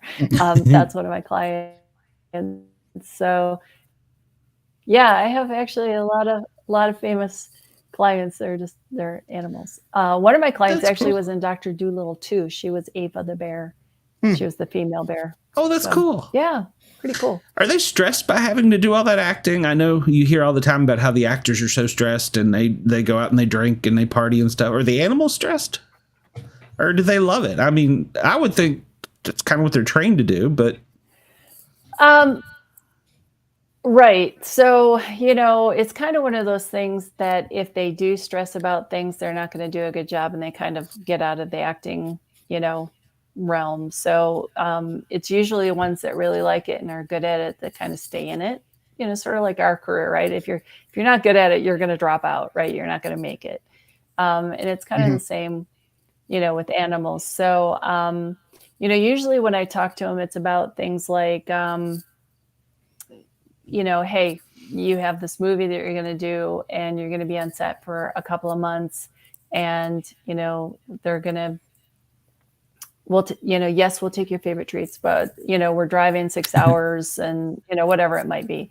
And then, this is what we need from you. We need to, for you to catch this fish and, that kind of thing. So, Deacon, no, it does not have to be a recent photo. And people always say, do I have to see their eyes? Do you have to see their face? Do you have to have their whole body? No. One time I got a photo of it was this little kid standing in the house, and I'm like, I thought I was supposed to talk to a dog. Well, the kid was standing in front of the door that went out to the porch, and on the other side of the door was a dog, but that wasn't the dog. It was the dog next to it where you could see a corner of its butt, and it worked fine. Oddly enough, don't ask me why. still work fine. So well, that was one of the things I worried about. That's why I sent 2 pictures of Millie. Yeah. Yeah. So people always say, does it have to be like a really good picture? And I say the first one you find is fine. It's really it doesn't take that much thought. So. Man, if only he'd been in Cincinnati in 2016, could have saved Harambe. What happened? The gorilla? Who's that? Harambe the gorilla? Oh, right. Is that where the kid fell in? Yeah. That was rough. I just life hasn't been the same breaks my since. heart when animals pay for stupid things that people do. There was another one, I think it was in Tampa, where the little kid fell into the wild bush dog exhibit or something. And, but they were holding the kid like over the thing, I don't know. But we can't punish parents for being stupid. So, but listen, I have probably taken more of your time. Go ahead. I was just going to say, like we talked about Blaze, the grizzly bear that paid for, this guy who had worked in Yellowstone for 5 years and knew that it was that this was a bear area and that there was a mother with cubs, and he was walking through, not paying attention, eating, wearing headphones, not looking up, and he got between, so not saying that makes it okay. It's a tragedy when anyone loses their life. It's it's not what I'm saying, but you kind of, if you're working in Yellowstone, you have to know the rules, right? And he kind of broke the rules, but yeah. Well, even when I'm out camping, we know we don't have grizzlies here, but black bear, you don't mess with, get in between them. So I wouldn't. I felt we had raccoons in my mom's attic last spring, and I had to call a trapper out, and she had babies, and we got Mama out. One of the babies came out on its own, and I knew there was one still in there, but it was down behind a tub. I mean, we were literally had to torn the house apart. And I was like, we were like putting water up there. We couldn't get the silly thing to go to because Mama, apparently, we're assuming the guy that captured Mama said, we're not going to catch the babies this way. We got to get them outside because Mama's done told them don't fall for this. He said raccoons are incredibly intelligent, which I knew from growing up, from being around the vet clinic. He said, so we won't catch. He said, if we didn't catch them all in one night, he said, we won't catch the babies at all. He said, we've got to bait them outside. And we tried everything to get, we got the one out, but there was one and I knew it was still in there. And we had we had to remodel Mom's bathroom. And when the guys were tearing out the tub, I said, you're going to find a raccoon back there. And the guy's like, I've torn down many a house and an old barns and none of that. And I said, yeah, you're going to find a raccoon back there. There's a baby raccoon that never came out, and she wouldn't come. It was a female and she wouldn't come out. And, yeah, and the guy even tried to get down there, and she was like trying to attack him and stuff. She just knew not to come outside. She was terrified, and so she didn't make it. And I felt horrible about it. But so I've always had a thing for animals. I'm sorry. I thought you were gonna say it lived back there the whole time. I didn't realize. Oh, now I'm sad. Dude, be in the shower sometime and hear something scratching on the wall behind you. Yeah. Me and raccoons were not friendly. I'm telling you. But I knew it was a raccoon, so I was okay with that as long as it wasn't anything else. Deacon says you're an interesting lady. Yes, you are. You're one of the best guests I've had, and I've kept you way over your time. That's why I hit the wrong button there. I said, don't mess with the bears. Yep, that's true. So, and raccoons, round words, looking up scary stuff. Yes, raccoons can pass bad diseases. So yes, but they can. Bobby, did you have any more questions? Are we? Oh no, I'm a spectator at this point. Listen, you have been an amazing guest. I appreciate it, and I'm sorry I kept you over what I told you I would. You are No, welcome it's on been this fun. show anytime. You're great. I probably say this to every guest, but I mean, you've really spent a lot of time answering questions and talking with us, and it's appreciated. Tell everybody you told us about the podcast.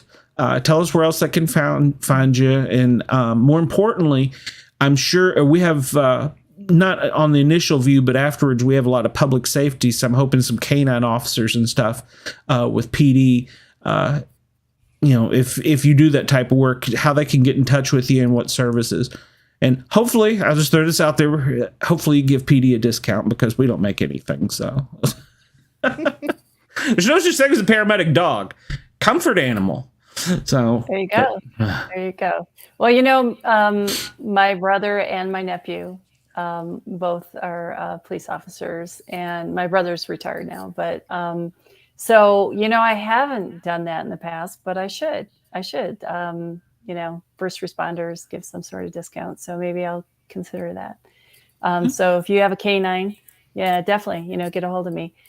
So the easiest way to find me is my website, which is ispeaktoanimals.com.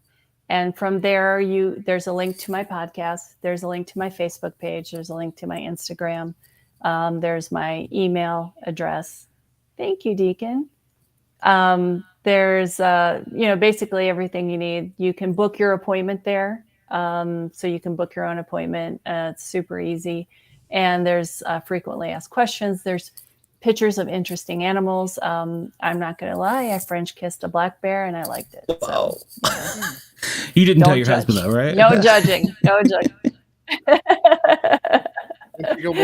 Well, yeah, that's right. He licked my nose and I laughed and in went his tongue. And it was, sneaky. So, yeah. So you can find most everything, on my website at ispeaktoanimals.com. Okay, cool.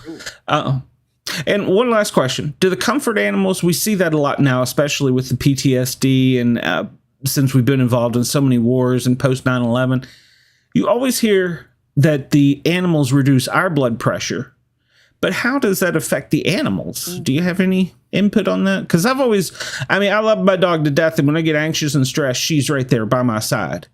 And when I was diagnosed with a incurable brain disease, and Sassy, the one I sent you a picture of, never left my side, by my side the entire time. Does that affect them though? Because I almost feel guilty, like, I'm over here drinking a beer, you should be drinking a beer, that kind of thing. I feel like it should be an equal exchange. She's probably glad you're drinking a beer so that it brings your, calms your energy a little bit.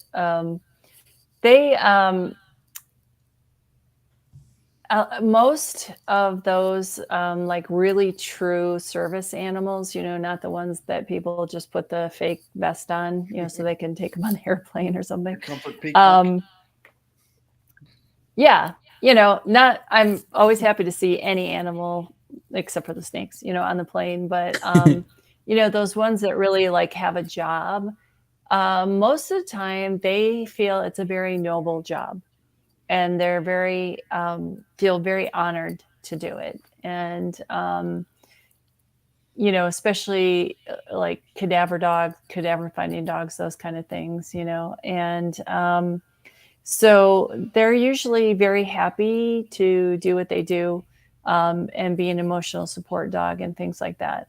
There actually is something called mirroring, where they mirror our emotions and our, what's going on in our life. And so I have had dogs be like neurotic because their person is, neurotic and anxietous and things like that. They'll pick up our energy and they'll mirror it. And I've had it also where the animal gets the same disease that the person does, or the same symptoms as the person, has.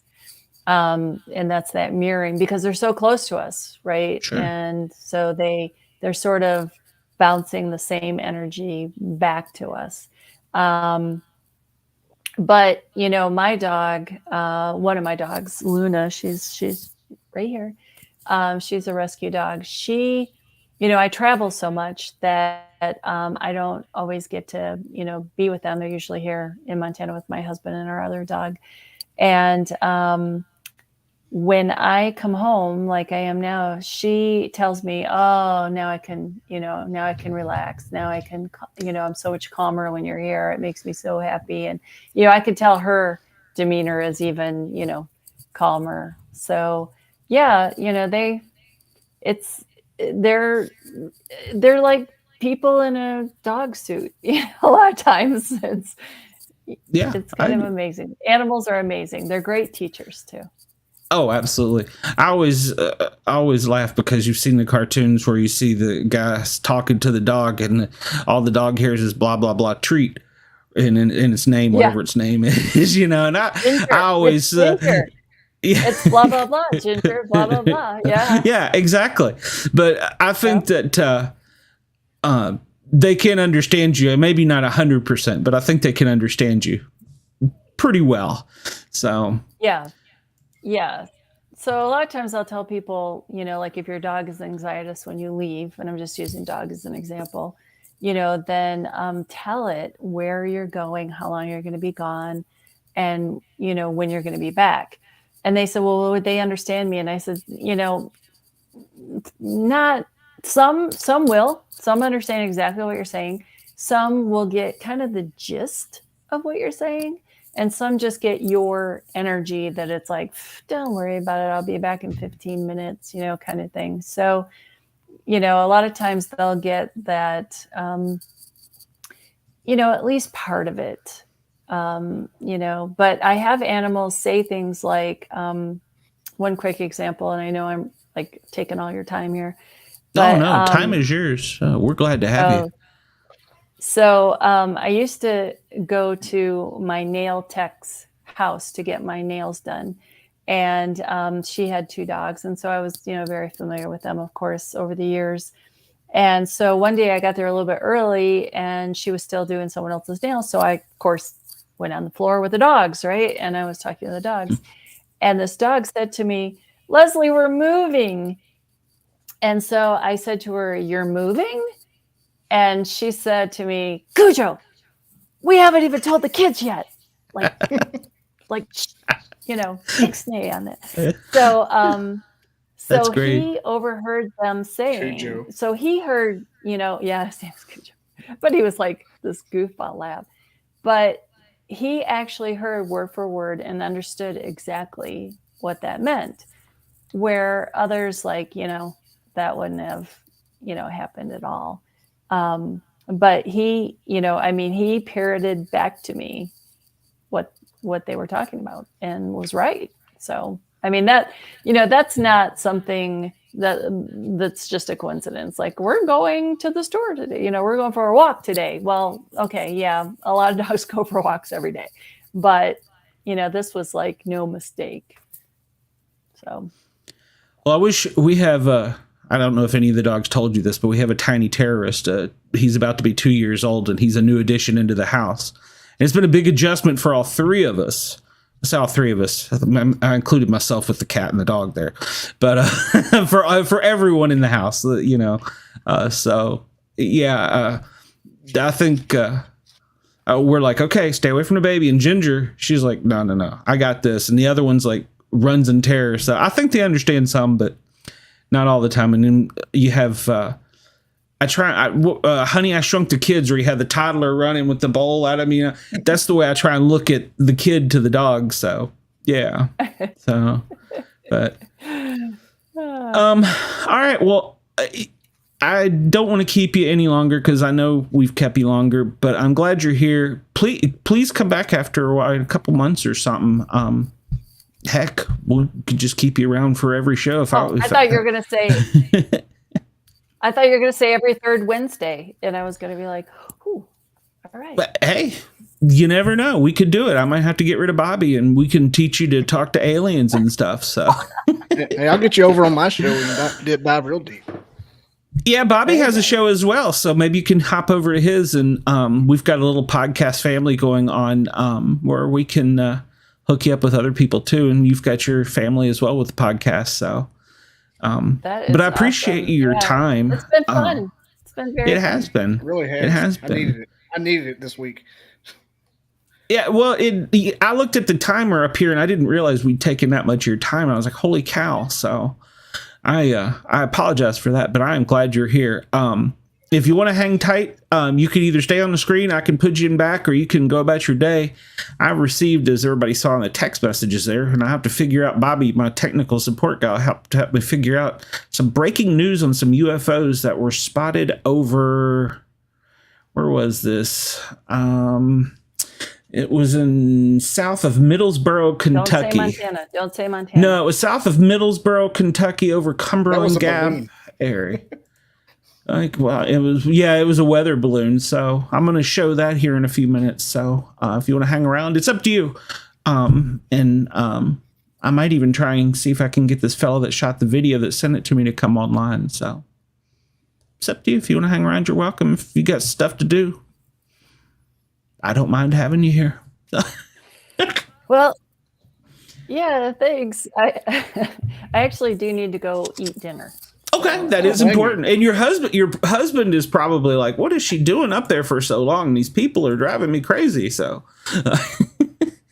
no, he's probably listening because he is like I told you, he's a big fan of the paranormal, and he's taken me ghost hunting, and we have some really interesting evidence, that we caught a couple of times. So yeah, he's definitely interested in that, and he's got some great conspiracy theories. Oh, this Friday on my show. This Friday on my show, I'm dealing with somebody that has Bigfoot on their property, so BobbyDizzle.com if you wants to check that out. Holy crap! Yeah. Wow. And we just had Sarah from, was it Sarah? It was Sarah. I think it was Sarah. Bad. Sarah. From Kara. That's right. From Ghost Hunters. Was it Ghost Hunters? It was on the Travel Channel. She was on an episode. And she had some great stories. So yeah. And I'm putting together a Halloween special. So we're going to try and have a spooktacular Halloween night. So if he wants to come on and share some stuff, bring it. That's awesome. Yeah. In fact, it was with the Ghost Hunter guys, Steve Gonsalves and Adam Berry, and I forget all their names, to be honest. And John, oh, it's so bad that I forget his name. He was the one that had the haunted museum. Oh, Zach? No, it's not Zach Bagans. It was okay, because he's a viewer here. Okay, no, it's cool. But tell him to message me, and we can get him on the show. Yeah, I don't know if he's one of your clients or what, but he suddenly became a fan of my show. So, it's funny because my husband just met with Zach's curator for the museum to sell him some collectibles, because my husband buys and sells collectibles, and so that was kind of interesting. So he was hoping to meet Zach, but he didn't get to. So Zach, if you're listening, yeah, he had been. So I don't know, we might have lost him at this point. He's a busy man, but he had been a listener. So, but I'm a big fan of their show. But anyway, we went on a ghost hunt with the Ghost Hunter guys, and that's where we got a lot of the evidence. I have a handprint on the wall that I took with a thermal cam that nobody was there, and as soon as we touched it went away. So wow, it's the craziest thing. So. Cool. Yeah, tell them to get in touch with me. We'd like to see it and get it on. But awesome. You have a wonderful night. Tell your husband thank you for letting us borrow you. And make sure to tell Ginger that we'll probably be going back to Tennessee soon. So hang in there. So. Will do. Thanks for coming in. Give me a call. Thanks a lot. I appreciate we'll talk to you. Yes, ma'am. We'll have you again soon. Bye-bye. Oh, that was amazing. The time flew by, Bobby. Yeah. That was amazing. So I'm going to figure out how to share this video here. First, I'm going to pull it up on my computer. Well, you saw in the chat that somebody said, check your email now. So let's see here. Share screen. Ooh. Yeah, share I don't know screen. why I got sleepy all of a sudden. I took a lot of energy out of you. Let's see. Share window. That's best. All right. So here was the first one that came up. It was a picture. Oh, I guess like I should. ring. Yeah, I guess I should have blocked out the name. Sorry, Wayne. Yeah. I think it's a smoke ring. Well, at first I want to say migratory birds is what I was thinking. No, dog. It's a smoke ring from something. Let's see the smoke around it. Yeah. It's a fire. You think so? Oh. Okay. Well, I don't know why. Pregnancy test. Yeah. He had his vasectomy. Let's get off of that. Video. Sorry, Wayne. Can I make this full screen? Oh. Maybe as full screen as it gets. Hey, man. Well, Bobby, but it's not moving. They don't move fast. I don't know. That's what it looks like to me. I try to debunk. Yeah, I mean, I do too, but the smoke will usually fluctuating a little bit. Yeah. It's also really big. I don't know what it's from. That's the crazy part. Yeah, I gotta agree there. I don't either. See how it turns into like a loop? Yeah, he says watch the video, so. I mean, I want it to be an alien, but it looks like a smoke ring. Yeah, I do too. I want it to be an alien. I want us to have breaking news in the ET UFO community. But as far as, and somebody asked if I can zoom in. No, I don't know that I know how to, but can you, what kind of computer are you using? I'm using just a PC, just a Windows 11. Click, share that again and click on the screen it's in. Actually, what I'm going to do is I'm going to save it to downloads, and I'm going to see if I can make it bigger from the videos. You can do a Control Plus and zoom in on the screen. That's true. That way. That's true, but I'm already doing this. So, yes, I'm going to try and zoom in. What? Nothing. If I didn't know you weren't a baby boomer, it's sweet. What? How dare you? And actually, everybody else that's listening in, JT, Andy, feel free to jump in here at this time.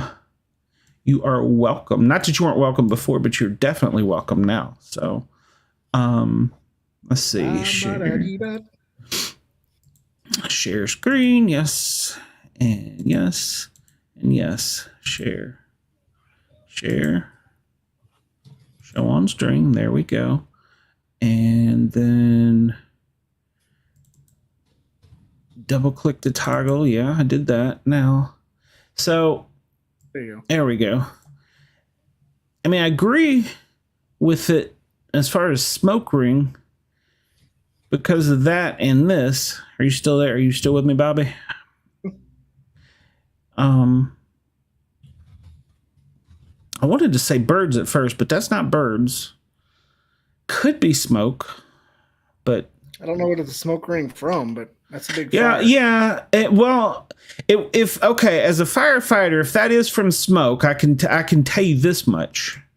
So it would have to have been something cylinder, obviously, but it would have to have been a large combustion of a gas or heat suddenly, and it's rising. But the only problem was saying that the reason I say probably an oil or plastic is because of the color. I mean, that's just going by the color here, but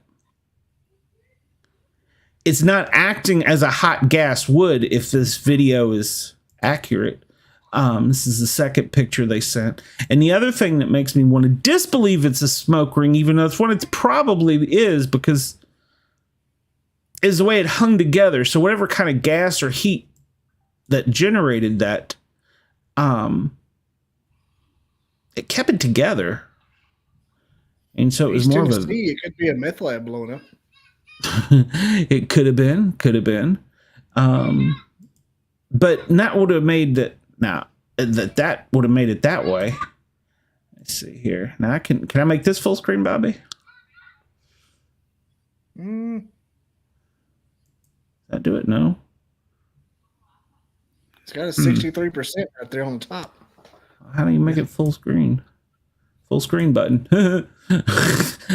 I didn't make it much bigger. No, it's not. It twists around a little bit. Yeah. What city is it in? He said it was south of Middlesboro, Harrogate, Tennessee. He couldn't use it. Well, I know the military's been doing some operations here lately. I think it's called Operation Centennial. And then, of course, it's just, quote, training. Not that you can see me doing the air quotes, but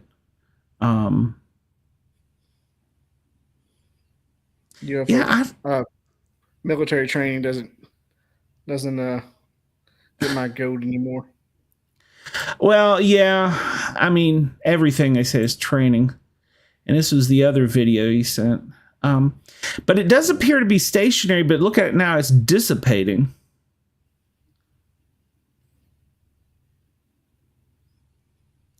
I mean, the definition of a UFO is something you can't explain, but I don't know that that's really... It's not moving enough for what I would think. So, well, that's how a fire pump engine works. So, what? Check the hot sheets. Let's see. Let me. No, that's not what I want to do. I'll forward this to you. See if you can come up with anything better. I feel like other people would have seen it. Yeah. I mean, I haven't gotten anything, but I haven't really paid a whole lot of attention today. So, one thing James Spann's talking about is drowned people at the beach. Yeah. Let's see. Can I forward this one to you too? I'm sending these to you too, Bobby, so you can see if you can pull them up or make them any bigger, larger, whatever. Okay, send it. At the video? I tried to. Did it not go? It did. Okay. And I got another one coming. I'll send the second one. There we go. So you should have 2 videos and 2 pictures. And then I'll send this too. This is the location. But if that person is listening, yeah, if you can give us some more information about it, that would be great. And I will text them afterwards, after we get off the show, if they are listening. And I would love to know more about it. But if nothing else, we had some breaking news there. So I'm like you. I lean a little bit towards smoke ring, but it's definitely very large. It's really big. But it is very large. So, and if I'm going to assume that they probably live in the area and they would know why, you know what I'm saying? Why, and for coming from East Tennessee, especially because you would also have, that's small area, small community. Most of the time, everybody knows what's going on. And if there is something major going on, you would have either a lot of activity or they'd know about it in advance. So kind of weird, but yeah, I'm going to text, if he's listening, I will text you or text, I'm not sure of his name. So, the guy that the name you saw on the screen wasn't the person that saw it. So before everybody gets crazy and tries and goes and outs, and my buddy Wayne, he's just a good old country boy. So, well, Bobby, how has your week been? Have, anything new and exciting going on? No, not really. Been getting ready for 5 days off this weekend. Oh, that's right, holiday. Ooh, yeah, I took it off. I'm getting to the point in my life where I have to, I'm looking for quality of life, and so I've got 200 hours of leave, and so I'm putting in for I'm not going to be the person. Oh, I'll just work the day before the holiday. No, I'm taking weeks. I'm taking the week of every holiday off. I'm tired. There you go. I'm 40 years old. Do you get like we couldn't take the day off and get holiday pay? They call that like double dipping or something. So unless you have a policy, no, that's good. Yeah, I forgot that is this weekend. For all holidays. Yeah, well, no, a lot of times at the fire service, you had to work the day before. If you worked the day of, you had to work the day before to get holiday pay because they considered it double dipping if you didn't. So, I don't know, stupid rule. I work for the Army, so I just get the day off. Well, the Army is the reason we're having that day. Well, we've ran over 2 hours, and none of our regulars seem to be jumping in here. So, Brenda got them all mutinous against you. Probably. I'll probably have to go and see if I'm blocked in my own group. So, I hope Brenda's. I'll just act like an old bear and start a new one, you know. So I got something interesting. I got blocked from work. I can't do anything in groups for like 10 days. I think my term is nearly over, but. Well, I thought I had TikTok figured out this afternoon, and I was ready to go live because you can go live on the computer with TikTok. And I'm learning and reading all these things, getting set up, and I'm sitting there clicking, doing everything, and I'm missing this one little teeny tiny thing. You must have 3,000 followers. Yep. I'm like, oh! I've only got like 1,800 or something like that. So, and I swear, I think it's a lot of people that don't know me from Asia. So I get some of the weirdest and strangest messages. I joked last week, or actually on the Misfits guy, about getting the boob shots. I get so much weird stuff. It's unbelievable. Yeah, it's just unbelievable. So, yeah. And so, yeah, I bet I get 100 messages a day. So if somebody sends me something serious and I don't see it, send it again or something else, because good Lord, I get crazy stuff in the TikTok, especially. I get everything from hello, great show to you're nuts to just whatever. And Snapchat is like a boob for you. So I get more pictures of boobs on there than you can find on the internet. I'm not complaining, but hey. I know what else I did this week. I went to a haunted house that was really haunted. That's right. And you had a show about it. Yeah, and the audio corrupted. My camera died beforehand. Typical haunted house. And the video corrupted. I spent 3 freaking days uploading that stuff. Like, this is stupid. I was there for 45 minutes. I felt it was raining and it was 90 degrees. So I thought I felt something on the back of my neck. It was just a sweat because I got like the skin fade. You were like hypersensitive to it. Yeah, but at one point, whenever we went through, because it's a warehouse, it's got a maze built into it for like a Halloween fun house. Okay. And so it's like double whammy. It's like you're in a place that's got fake blood everywhere and it's actually haunted. And so that's cool. And you walk at the end of it, he goes, I'm going to shut this place down. You want to do a final? We walked through it 3 times. The first time was the tour where he showed me everything and had a light. The second time was a K2. We were looking at places he got hot spots just to debunk it. Because one place was a mirror that was a medicine cabinet that just had a metal rim around it. When you put a K2 in the middle of that mirror, it lit up all the way. But if you go up and around and follow it, it goes to an exit sign. So there's an exit sign wire going behind it. And so we think the mirror. We think the mirror was the square thing on the mirror, the square metal part, was like drawing in the energy, kind of like a little antenna. That's why it was so strong there, because you go up. So we debunked that. But then we're going around, didn't get anything else. I guess I'm not a magnet for the paranormal. But I saw shadow figures and stuff. But we went back through the third time, lights off, no camera, just me. And he kept letting me walk through these places first. I'm like, dude, you better not be scaring me. And he did. He was right behind me. I kept looking. I'm like, he seemed like a legit dude, so I didn't think he would. But why wouldn't he? I mean, you got some guy you didn't know from Adam in a haunted house.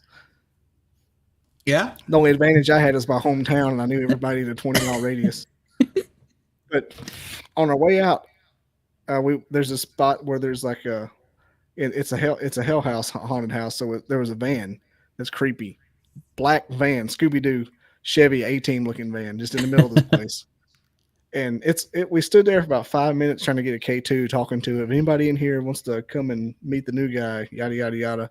We left out of there into the big warehouse area that was open where they store things. And about halfway down that, I got a cold chill, like a shivering cold chill, like stuff and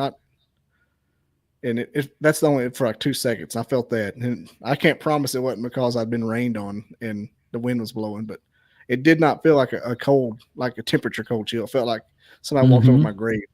I said, I wonder if that was something, but that's just me wishful thinking. It was fun though. I've never been to a haunted house before without being on a tour in Savannah or something. So I enjoyed it.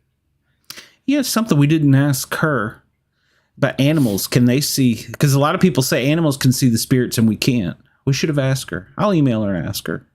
She actually mentioned that animals talk to other people's.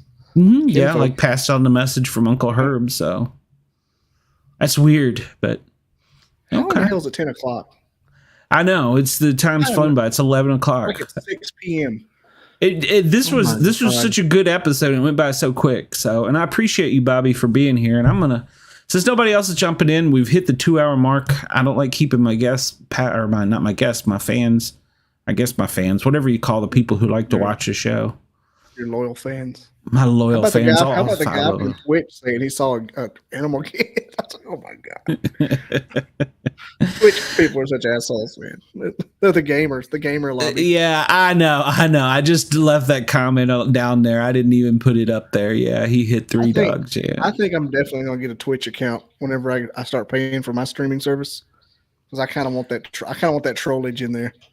Well, I'll tell you what, and you'll get Trollo, which Trollo apparently is popular in the Asian community, which apparently just upset. But okay. Yeah, you got a Trovo. Yeah, it's like the Korean Twitch. So, but yeah, and I will be honest with you, Streamlabs, do not get the Pro, get the Ultra for the $4 more a year. There are like 12 apps that come with it that I wish the hell I could get, but they told me I got to use my year up first. So, Asian Glenn from The Walking Dead, I got you. That was it. So, that one wasn't you. So, but that one was you. Yeah. So, but yeah, I'm not trying to plug Streamlabs, but for $150 a year and you get 12 apps where you can do all of the editing and stuff, like simple. You don't have to import, export, do all kinds of things. It's all right there. It's and plus it's got a lot of other cool features. So get the Ultra, don't get the Pro. So, but yeah, I'm gonna start leading this out of here. Everybody, next week, Saturday is the Misfits show, and we've added a couple new Misfits, so you need to check that out Saturday nights. And then next week, who have we got lined up? I bet you don't know, Bobby. I should probably know off the top of my head. Well, I'm doing a show next week with somebody. Well, who are you doing a show with? While I'm doing this, you can tell me who you're doing. I'm gonna be on I think I'm gonna be on Beyond the Woodline podcast about Bigfoot. Oh! Next week is a special show. I've got a double feature, so you're just gonna have to tune in and find out. You're gonna have a 9 o'clock guest and a 10 o'clock guest. A hint: one draws comic books. I'll leave it at that. Everybody, thank you for tuning in. Have a wonderful evening, and we will see you next time. And yeah, it's my music again, so I just put it on loop. So we will see you next week. Tune in Saturday for the Misfits. Check out BobbyDizzle.com. Make sure to go over and subscribe to our guest podcast as well. She's got a great show, I bet. So we will catch you soon. Bye now. Bye. You find the camera. Bye.